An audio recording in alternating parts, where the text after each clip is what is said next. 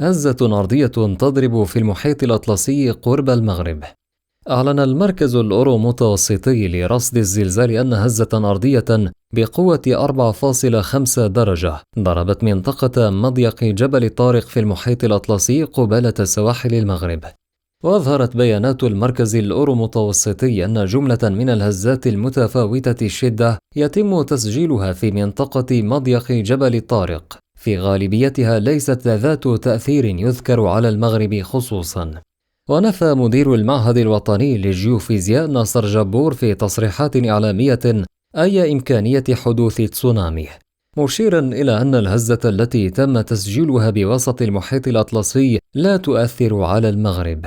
وقال جبور إن الهزة الأرضية التي ضربت ليلة الأمس وسط المحيط الأطلسي لم يكن لها أي تأثير ولم تكن محسوسة.